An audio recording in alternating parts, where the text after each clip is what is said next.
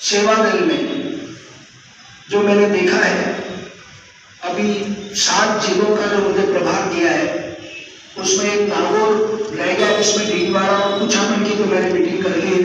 बस एक नागौर शहर रह गया है, उसकी मीटिंग बाकी है।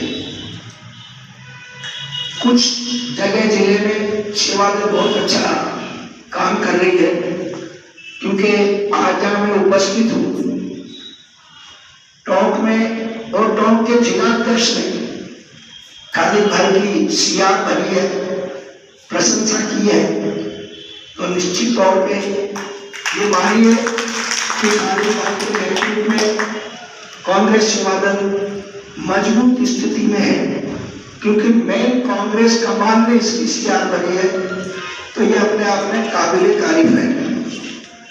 इसमें मैं एक शुद्धिकरण ये करना चाहूँगा कि जो जिले इकाई के अध्यक्ष हैं, जिले के जो अध्यक्ष हैं सेवा दल के, तो सेवा दल के अध्यक्ष को स्वयं अपनी पहचान बनानी चाहिए। आज जब जिले की मीटिंग हो रही है, तो इस मीटिंग का संचालन अजमेर शहर का जो सेवा दल अध्यक्ष है उसे करना चाहिए। ये सेवा दल विधि में है, सेवा दल के विधान में है। पहली बात ये। दूसरी बात ये कि अब आने वाले समय में सेवा दल पे रोटासरा जी ने, पायलट साहब ने, गहलोत साहब ने और आपके खड़गे साहब ने, राहुल जी ने, प्रियंका जी ने, सोनिया जी ने ये विश्वास किया है कि आने वाले समय में सेवा दल एक महा अधिवेशन करने जा रही है। जो स्थान भी अभी तय होगा और वो होगा जनवरी में, लेकिन वो किस प्रदेश को मिले, प्रदेश के किस जिले में हो, इसका तय होना अभी बाकी है। लेकिन एक महा अधिवेशन सेवा दल का होना है। मेरा आने का मेन उद्देश्य यही है कि मैं पूरे संभाग में ये टटोलूं कि कहाँ कहाँ सेवा दल कमजोर है या किसी कारणवश कमजोर है, उसकी गहराई को देखें और क्या वजह है कि सेवा दल में कुछ इकाइयों में पदाधिकारी निष्क्रिय है, उसको देखें। तो महाधिवेशन से पहले पूरे संभाग में जहाँ सक्रिय है वो तो बहुत बढ़िया बात है, और जो सक्रिय नहीं है अधिवेशन से पहले वहाँ बदलाव होना स्वाभाविक है। और वहाँ बदलाव इस स्तर में करेंगे कि हम उनकी जगह कार्यवाहक अध्यक्ष नियुक्त कर देंगे, ताकि एक उसमें जो काम कर रहा है उसे भी एहसास हो कि मैं काम नहीं कर रहा था इसलिए कार्यवाहक को लगाया है, और अगर वो कार्यवाहक काम उससे भी अच्छा करता है तो कार्यवाहक को आगे रिव्यू करेंगे, और अगर वो पुराना अध्यक्ष उस बात को देख के सक्रिय होता है तो ये भी बहुत बढ़िया बात है। हमारा तो मेन मतलब यह है कि सेवा दल एन कैन प्रकरण सक्रिय हो। साथियों, मैं आपके बीच में आया हूँ, मैं एक संदेश अपनी तरफ से भी आपको देना चाहूँगा। मैं 2-3 जिलों के अध्यक्षों के घर पे गया चाय पीने के लिए, चर्चा करने के लिए, कुछ मनमुटाव था उसको दूर करने के लिए। लेकिन घरों की स्थिति यह है कि उनके घर के बाहर न तो उनके नाम की नेम प्लेट है और न ही कांग्रेस का तिरंगा उनकी छत पर है। मैंने उनको भी समझाया। उसी के बाद मैंने ये निश्चय किया कि अजमेर के पूरे संभाग में सेवा दल के जो पदाधिकारी है, निश्चित तौर पे उनको अपनी पहचान बनाने के लिए, सेवा दल की पहचान बनाने के लिए अपने घर के बाहर अपने पद की नेम प्लेट लगाना अनिवार्य होगा, जिससे उसकी पहचान करें। अपने खुद की घर की छत पे कांग्रेस का झंडा लगाना होगा। बहनों जरा सुनो, अपने घर की छत पे झंडा लगाना होगा, ये पहचान है कांग्रेस की, ये पहचान है उस कांग्रेस के पदाधिकारी की। साथियों, जब आप घर पे आपके नाम की प्लेट लगा लेंगे, घर के ऊपर तिरंगा झंडा लगा लेंगे, तो कोई पुलिस का अधिकारी किसी की भी झूठी रिपोर्ट में आपके घर के बाहर आता है तो उसका आधा पावर आपकी तख्ती और झंडे को देख के अपने आप कम हो जाएगा। आपके लाइट का बिल देखने वाला, लाइट का बिल चेक करने वाला, या आपके पड़ोसी या आपके घर में आने वाले आपके मेहमान, उन पर भी इस बात का असर होगा कि ये कांग्रेसी परिवार है, और ये कांग्रेसी परिवार होने के कारण उसके दिल और दिमाग में आपके प्रति जो सोच आएगी वो अच्छी सोच आएगी, खराब नहीं आएगी। इसके साथ साथ साथियों, एक चीज और आपसे निवेदन करना चाहूंगा कि इन दो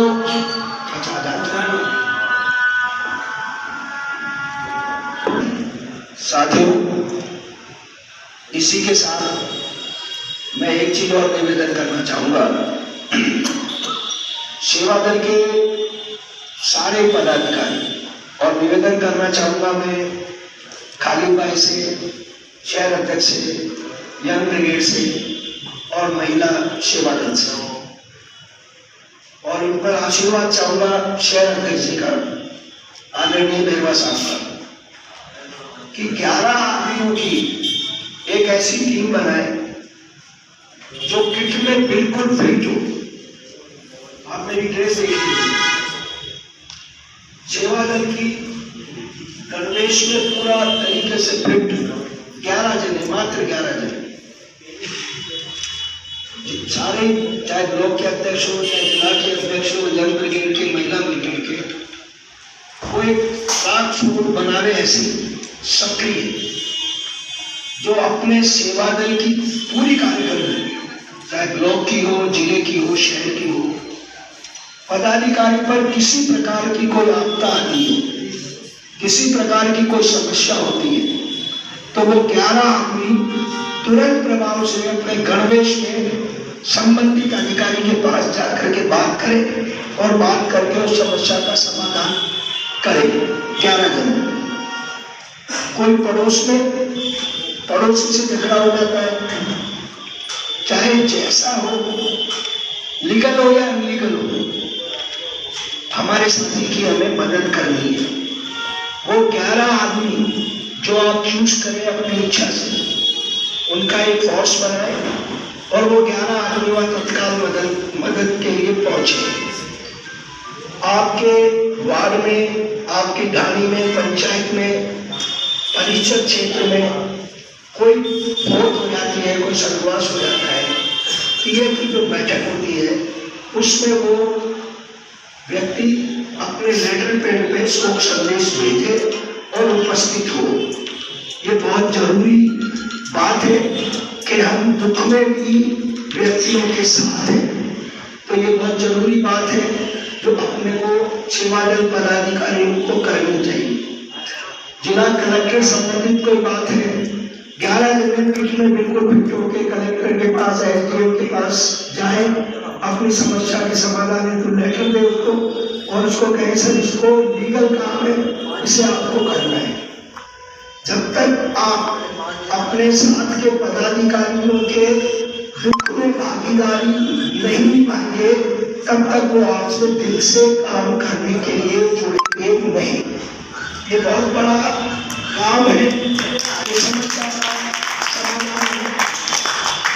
चुनाव आ रहा है, चुनाव लड़ने वाले भी अध्यक्ष जी छाटेंगे। साथियों, आजकल चुनाव लड़ना कोई छोटा काम नहीं है। एक बेटे या बेटी का ब्याह कराने के बराबर खर्चा बल्कि उससे ज्यादा ही आता है। तो इस बात का भी ध्यान रखें कि जबरदस्ती कोई व्यक्ति बर्बाद नहीं हो जाए या कर्जे में नहीं आ जाए। अध्यक्ष जी इस बात पर ध्यान दें और अच्छे लोगों की, खालिद भाई भी और बाकी जो पदाधिकारी हैं, अच्छे लोगों को चुन करके आपके 20 नगर पालिका या नगर परिषद क्या 60 होंगे पार्षद में, भले उसने अपने 5 ही अपन टिकट मांगे, लेकिन मजबूत मांगे कि अध्यक्ष जी को जवाब दे सके कि ये 500 जीत के आएगी। क्योंकि आजकल क्योंकि मेरे सचिव जी से पुराने संबंध में शागिर्द रहा मैं उनका, तो निश्चित तौर पे हम इस बात पे कामयाब होंगे कि अपने लोगों को चुन करके अच्छे लोगों को जो जीतने वाले हों उनको आने वाले नगर निगम में उनको सहयोग करेंगे और निश्चित तौर पे उनकी पूरी मदद करेंगे। लेकिन साथियों, इसमें मेरी एक शर्त है, वो शर्त ये है कि जो बूथ लेवल पर बूथ सेंटर में आपका काम करने वाला व्यक्ति है, जिसको आप पोलिंग सेंटर में अंदर भेज रहे हैं, 5 जने टेबल पे काम कर रहे हैं, ये हो गए 6 एक बूथ पर। हमें ज्यादा नहीं, 1100-1200 के वोटरों में सिर्फ उन 6 आदमियों की जिम्मेदारी ये लेनी है कि जब वो चुनाव में बूथ पर आपके लिए काम कर रहा है, तो अगर वार्ड में सड़क भी बनेगी तो उस व्यक्ति से पूछ के बननी चाहिए, जो आपके पोलिंग बूथ में काम कर रहा है, आपके वोटों को सींच रहा है, घरों से निकाल के ला रहा है, पोलिंग बूथ में ड्यूटी दे रहा है, वोट निकालने का काम कर रहा है। ऐसे 10-11 जने जो बूथ इकाई पर है, उन आदमियों को महत्वपूर्ण दर्जा मिलना चाहिए।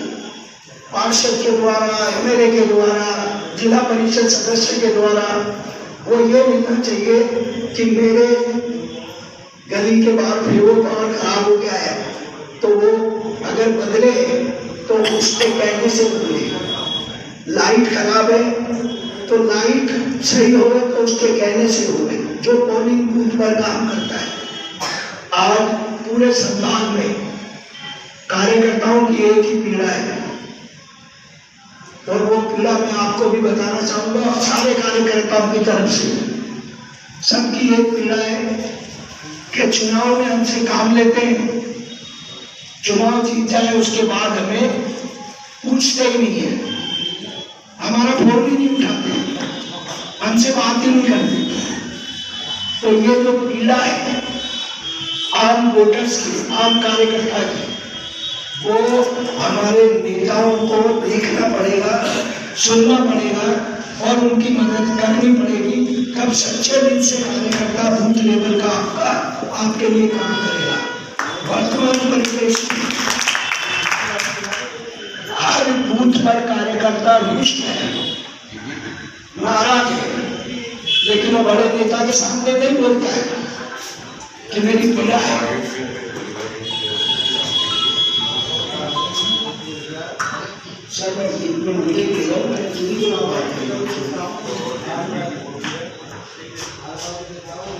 तो बड़े नेता के सामने कोई नहीं बोलता है, लेकिन ये निश्चित तौर पर पीड़ा है। साथियों, हमारे बहुत ही मजबूत कांग्रेस सेवा दल के प्रदेश अध्यक्ष,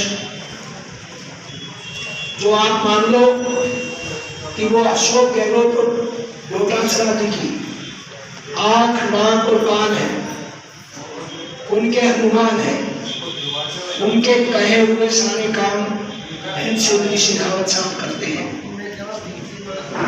उनका सख्त निर्देश ये है कि महाअधिवेशन से पहले अजमेर संभाग में हर हाल में सेवा दल में मजबूताई चाहिए, सेवा दल मजबूत हो। आपको पूरे संभाग में घूमना है और घूम करके जहाँ आप चाहो वहाँ आप देख करके प्रस्ताव बनाओ और प्रस्ताव बना करके जिसको चेंज करना है उसको कार्यवाहक अध्यक्ष लगाने हैं। कांग्रेस में ऐसी कोई प्रॉब्लम नहीं है। नगर अध्यक्ष जी ने देवा सामने सियार भरी है खालिद भाई की, तो ताली बजाओ खालिद भाई के लिए इस बात। और सबसे बड़ी बात ये कि अध्यक्ष जी ने बताया, मुझे तो प्रदेश से तो मालूम नहीं पड़ा कि 4थी बार रिपीट में है खालिद भाई, तो बहुत बढ़िया बात है, अच्छी बात है। और अब जैसे खालिद भाई 4थी बार रिपीट हुए और खालिद भाई का ही काम नहीं हो गया, शून्य है, तो इसमें हमें सुधार करना ही पड़ेगा। साथियों, सेवा दल के अलावा मैं बात करना चाहूंगा पूरे देश में जिस प्रकार से बड़ा माहौल खराब हो रहा है। जो देश और जिस देश के संविधान में बाबा साहब ने साफ लिखा है कि धर्म के नाम पर इस देश में कोई जगह नहीं है। ये राष्ट्र धर्म निरपेक्ष है, ये राष्ट्र धर्म निरपेक्ष है। ये बाबा साहब ने बहुत सोच समझ के उस सेंटेंस को डाला है कि अनेकता में एकता और सद्भाव और भाईचारा और धर्म निरपेक्ष, ये हमारे देश की पहचान है। इससे हमारा देश जाना जाता है। अगर ऐसा नहीं होता तो न्यायालयों में भोलेनाथ का या बजरंगबली का या श्री राम का फोटो लगा हुआ होगा। साथियों, ये नहीं है, तभी तो न्यायालयों में भगवान की फोटो नहीं है, क्योंकि न्यायाधीश तो खुद भगवान है। हमने भगवान माना है न्यायाधीश को, जिसके ऊपर हम गर्व करते हैं और जिसको ये मानते हैं कि हमारे हकूक की लड़ाई और हमारा अधिकार हमें दिलाने का काम है, तो भगवान का नहीं है, वो न्यायाधीश का है। और जो आदमी, जो देश के नागरिक संविधान के संदर्भ में या संविधान के माने जानते हैं, वो इस बात को अच्छी तरह जानते हैं कि हमारे देश में किसी भी प्रकार की धर्म के प्रति कोई जगह नहीं है। लेकिन आज आप धर्म अपने घर पे अपने मैं हिंगलाज माता को मानता हूँ। मैं, मेरा परिवार, मेरा खेल, हिंगलाज माता हमारी पुश्तैनी माँ है। वो वर्तमान में पाकिस्तान में विराजमान है। हम पाकिस्तान से उठे हुए हैं, लेकिन हमारे घर में हिंगलाज का मंदिर है। हम घर में पूजा करते हैं, उसका दिखावा नहीं करते हैं। जो दिखावा करते हैं वो पाखंडी है, और हमें इस देश से उन पाखंडियों से बचना है। हमारे को मंत्र के लिए भी पंडित को नहीं बुलाते हैं। इस देश की जो भौगोलिक स्थिति को अगर खराब किया है, माफ करना आप में से कोई पंडित बैठा हो तो इस बात पर बुरा नहीं माने, लेकिन हम तो जले हुए हैं। हमारी पीढ़ियों ने इस दुख को सहा है, भोगा है। हमारे ऊपर इस बात का एहसास है कि हम कितने प्रताड़ित हुए हैं। तो अब जब संविधान में सारी चीजें है कि हम ज्यादा आपसे कुछ नहीं मांगते, हम तो अपना अधिकार मांगते हैं। और जो कोई भी व्यक्ति अपना अधिकार मांगने में सर झुकाता है या कमजोरपना अपना दिखाता है तो वो दोषी है, वो स्वयं दोषी है। हमें आवाज उठानी पड़ेगी, हमें आवाज उठा करके गलत को गलत और सही को सही बोलना पड़ेगा। इस देश में रहने वाले हर आदमी को, चाहे वो देश का प्रधानमंत्री हो, मुख्यमंत्री हो या आम नागरिक हो, संविधान से बढ़कर न तो वो मुख्यमंत्री है न वो प्रधानमंत्री है। संविधान के दायरे में और संविधान के सोच के हिसाब से हर एक को चलना पड़ेगा। ऐसे तो गुंडागिर्दी करने वाला आदमी, चाकू छुरी चलाना वाला आदमी का आतंक बढ़ता जाएगा, तो फिर हर घर में चाकू और छुरी आ जाएगी, सारा सौहार्द देश का बिगड़ जाएगा। साथियों, बहुत बड़ी बात है, आजकल इस देश में सबसे बड़ी गलत बात जो चल रही है वो ये चल रही है कि नेहरू जी ने गलतियां करी, महात्मा गांधी ने गलतियां करी, इंदिरा गांधी ने गलतियां करी। एक टाइम था साथियों जब इंदिरा जी का स्वर्गवास हुआ था, नेहरू जी का स्वर्गवास हुआ था, गांधी जी का स्वर्गवास हुआ था, लाखों नहीं काफी मात्रा में लोग उपस्थित हुए थे उनकी शहादत को नमन करने के लिए। और आज पूरे देश में मखौल उड़ाया जा रहा है। हर आदमी व्हाट्सएप पे अपनी यूनिवर्सिटी अलग ही चला रहा है, कोई व्हाट्सएप पे क्या डाल रहा है, कोई व्हाट्सएप पे क्या डाल रहा है, अनशन बातें डालते हैं कि नेहरू जी और नेहरू जी के पिताजी मुसलमान थे। अरे भाई, वैसे तो नहीं थे मुसलमान। अगर मुसलमान होगी तो उससे क्या फर्क पड़ता है, क्या फर्क पड़ता है?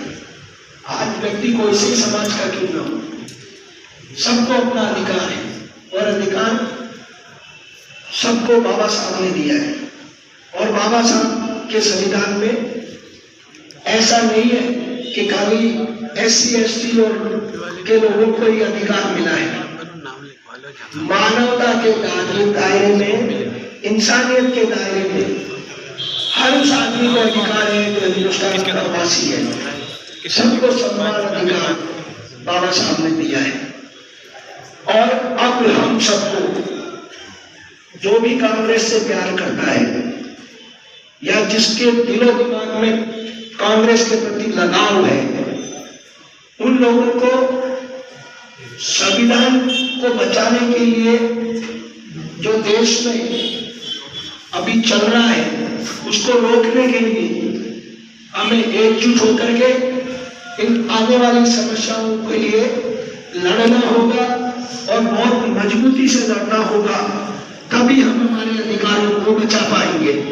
नहीं तो ये सब तोड़ने में लगे हुए हैं, हर चीज तोड़ने में लगे हुए हैं। आप देख लीजिए, अभी 3 दिन पहले संसद में सारे कांग्रेस ने एक टी शर्ट पहनी थी। उस टी शर्ट में ये लिखा था कि अडानी और मोदी एक है। ये कितना बड़ा संदेश है कि अडानी और मोदी एक है। आज तक क्या कार्रवाई हुई? कोई कार्रवाई नहीं हुई। निश्चित तौर पे वो इनका फाइनेंशियल सपोर्टर है।